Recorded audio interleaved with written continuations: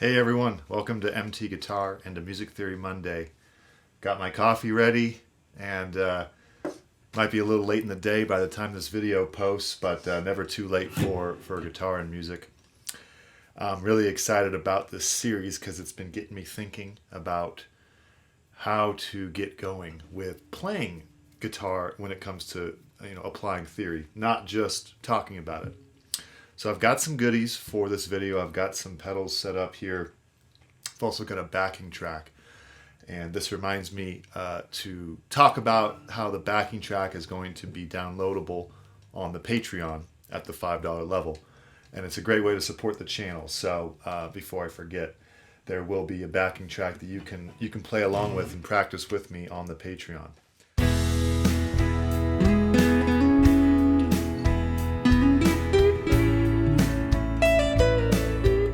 I'll also show you a few other ways to practice with a looper pedal and with a freeze pedal, for instance. Different things.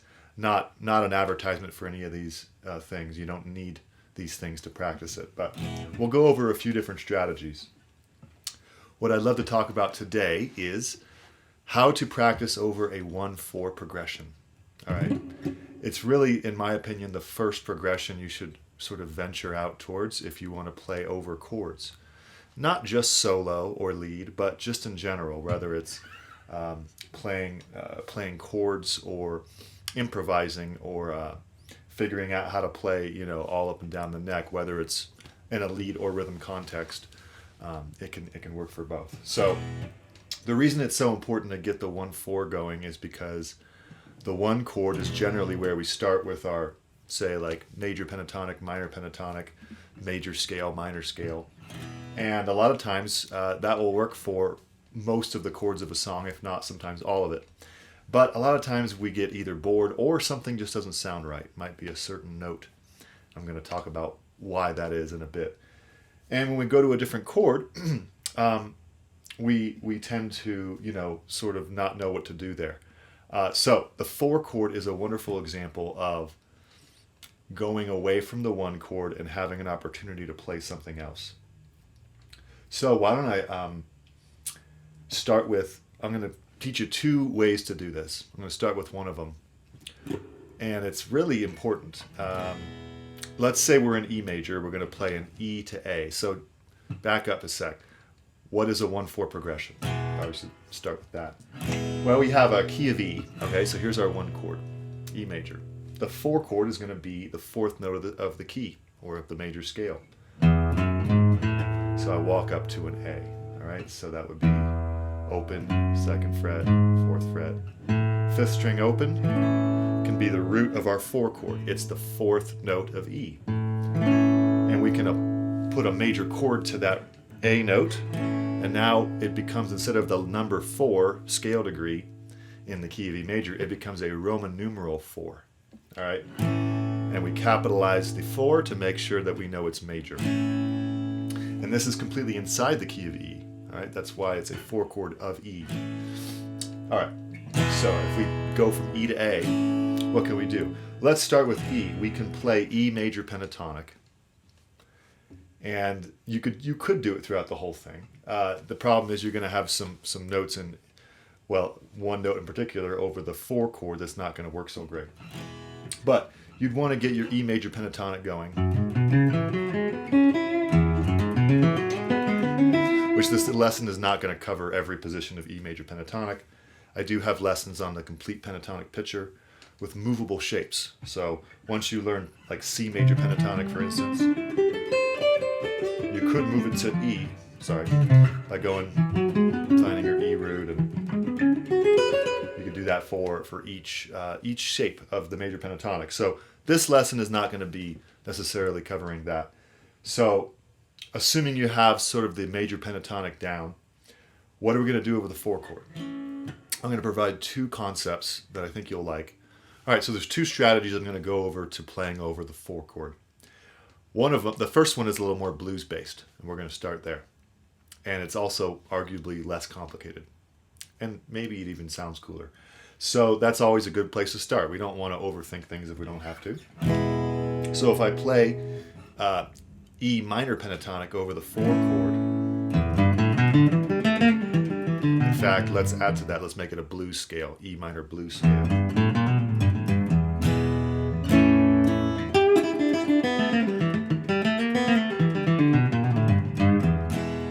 Then when we go back to the E, we'll go back to E major pentatonic. And the 4 chord. Back to major. Over the E chord, over the 1 chord. One more time. See how it really works. So now that I've kind of showed you what it sounds like, and I'll give you some tips on how to practice that on your own, let's talk about why it works. You know, it's important to think a little bit about why it works, and then we can forget about that and just have a good time. When we talk about major or minor, we really need to zone in on the third. All right, so the third of E major would be this note here, G sharp. Okay, great. 1, 2, 3. When we talk about the third of E minor pentatonic, it's the flat 3 actually. There's a G note. Why is that important? Well, when we go to the A chord, the 4 chord kind of takes the third out of the equation from E. We don't really care about the 3 anymore because we have a 4 root. And so the 4 is dominating our ear, not the third.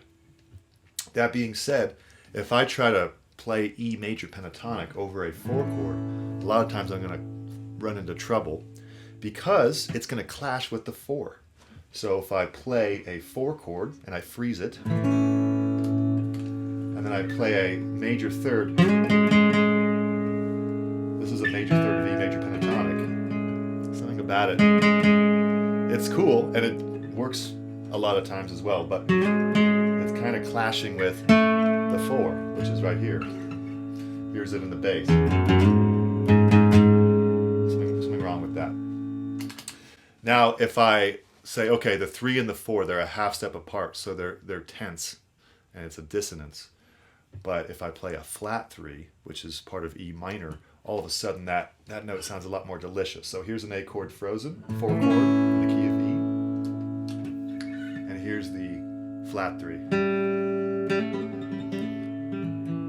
There's right there, 5th fret, 4th string, 3rd string open, or 6th string, 3rd fret.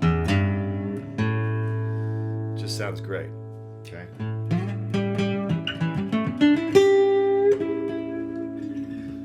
And then back to E. Now when we go back to E, notice that the 4, which is A, resolves down to the major third, G sharp. 1st fret, 3rd string is the 3rd of E. Conversely, on the 5th string open, here's an A root, 5th string open, and that's going to be 3rd fret, 6th string, that's the 3rd of E. So 4 resolves the 1 chord, that goes to a 3. Meaning we can go back to our E major pentatonic for the 1 chord. So if anything from this video, if you really start to understand that we can play minor pentatonic over a 4 chord, you're in good shape, okay? And this is the beginning of blues language. If you really want to drive it home, you could play an A dominant 7. And then you can't play E major pentatonic without big problems, because we have this horrible clash between the G and the A7. There's a G note, 3rd string open, flat 3 of E, with G sharp major 3rd from E major pentatonic, not going to work. Get these clashes. So you'd want to be, let's resolve it to an E major, back to major, back to minor. Sorry. There's the flat 7 of A7, E major. Okay. All right. Why don't I demonstrate how this sounds over a backing track, and you can practice along with me on the Patreon. I'll also have a study guide on the Patreon. So let's pull this up. So here we go. Let's try E major pentatonic over the 1 chord and E minor pentatonic over the 4 chord. We'll see how that sounds. Here we go.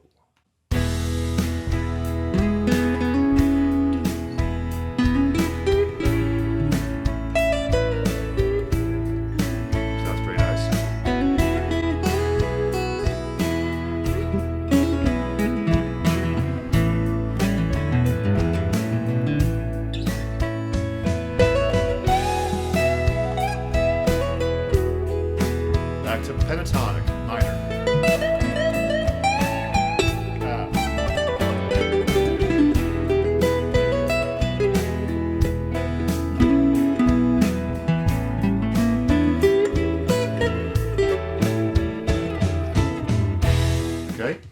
have to be fast. If I play a little slower, you can just do something a little more. Sometimes I play a little too fast on these demonstrations, so I'm going to play a little slower now.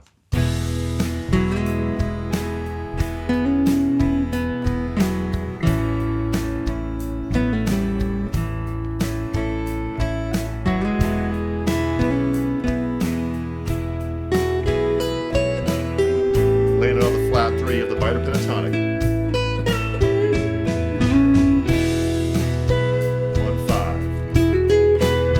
Go to minor pentatonic. To the scale. Back to the major.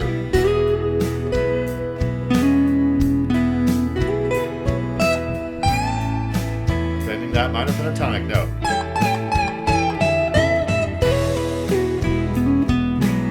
Okay. I think that was a little better to be a little more clear, right, and not as fast. All right, so that's the first concept. And I think that, theory-wise, I think that makes it somewhat clear, is that the 4 chord has a clash with the major third because it's a half step away from the major third, so we need to flat the third of E.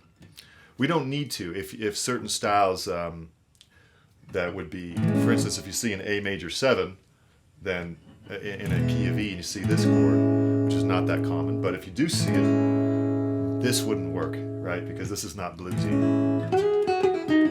This is just straight diatonic E, and we don't see that every day, but it does happen. So everything I say, take with a grain of salt in terms of don't think that it's always going to be that way. Okay, next concept is a little more theory-based, but I think it's really important to start to think of this stuff. We want to look at what changes. This is called voice leading. What notes change between the chords? If you really want to go beyond pentatonic. And there's nothing wrong with pentatonic. A lot of the best melodies ever are just straight pentatonic. You can never practice the pentatonic too much. However, we want to understand on a deeper level what's happening. Okay, and a piano is nice because you can see the voices move between chords. Guitar, we have to dig a little bit deeper. So if I look at an E to A, I want to notice what's changing between these two chords. Then I can more appropriately play a certain scale that I'm going to teach you. Okay. So here's E. I have ones, threes, and fives everywhere. Let's just map them out from the 6th string down. 1, 5, 1. Okay, so power chord on the 6th, 5th, 4th strings. 3rd string is a 3. 2nd string is a 5. 1st string is a 1. So 1, 5, 1, 3, 5, 1. Only 1s, 3s, 5s. When I go to A, we know it's going to be only 1s, 3s, 5s, and A, and that's great. But what if I saw A as, what are these scale degrees in the key of E? What changed? Okay, well, let's just take a look. Okay, I'm going to start with this 3rd string because it's so crucial. Here's the 3 going up a fret to the 4 of an A chord. So 3 to 4. Okay, so that changed. Let's look at the 2nd string. The 2nd string went from a 5 to a 6. Okay, so 3 to 4, 5 to 6. So these two, the 2nd and 3rd strings, went up from a 3 and 5 to a 4 and 6. Go ahead and do that with me. 3 to 5, 4 to 6. That's what's happening. Now let's see what's not changing. The 1st string, that's a 1. The 1 is in an A chord. Okay, so 1 doesn't change. So we go from 1, 3, 5, 1, 3, 5 to 1, 4, 6. I only isolated the 4th, 3rd, 2nd strings. Why am I making a big deal about this? Because that's called voice leading. And what we can do is say, all right, let's take the E major pentatonic. Is the 4 in the E major pentatonic? No, the E major pentatonic is 1, 2, 3, 5, 6. Okay, so the 4 is not in there. So now I'm going to say, what if I play the E major pentatonic with the 4 instead of the 3 and keep everything else the same? The 6, which is in the 4 chord, is already in the E major pentatonic, so we don't need to do anything about that. So instead of playing 1, 2, 3, 5, 6, and then 1, going to do 1, 2, 4, 5, 6, 1, and just change one note. And when you do this, you get a major pentatonic automatically. But the issue is sometimes people say, oh God, A major pentatonic. I have to learn A major pentatonic now. Okay, fair enough. But what if you just say, I'm going to change one note from E major pentatonic. I'm going to take the 3 and make it a 4. So I'd get this. Here's the E frozen. And now I have E major pentatonic. 1, 2, 3, 5, 6, 1. Now I'm going to freeze an A 4 chord. Now I'm going to do 1, 2, 4, 5, 6. Back to E. Back to A. See, I just changed one note. And that happens to be, an A major pentatonic, but we're thinking of it from the key of E. That's what's so important. You don't need to change your whole brain to play over a 4 chord. You just need to change one note because of the voice leading. Let's see what that sounds like over the backing track.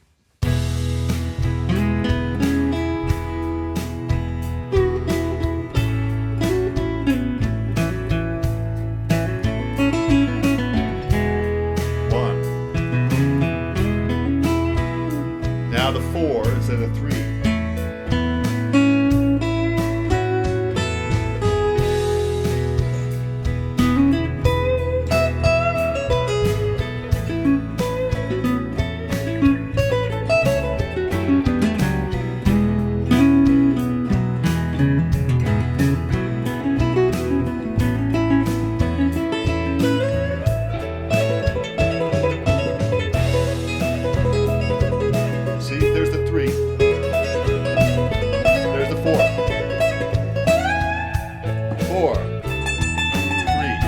Same scale, just changing the 3 to the 4.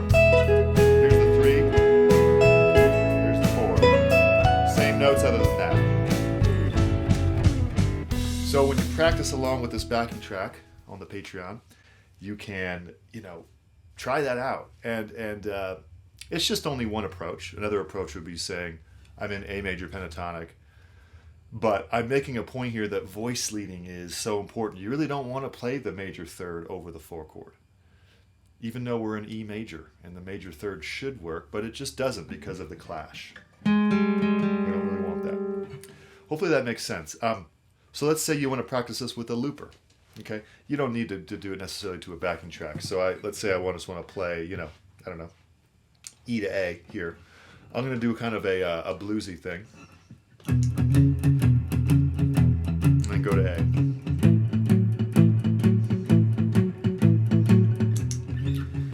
Loop it. And now I'm going to try both concepts rapid fire a little bit. So here's the first one. E major to E minor. E major.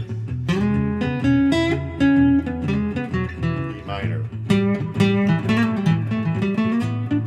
Major. Minor. Major.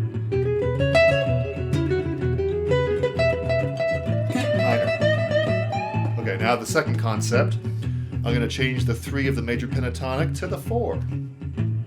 Might not sound as bluesy, but let's give it a go.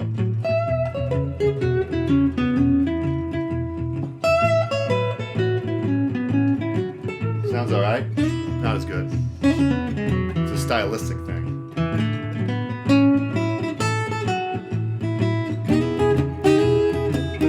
Some chords.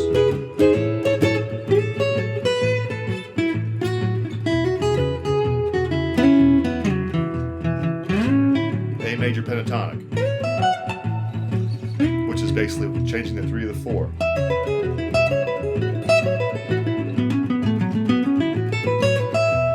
Okay.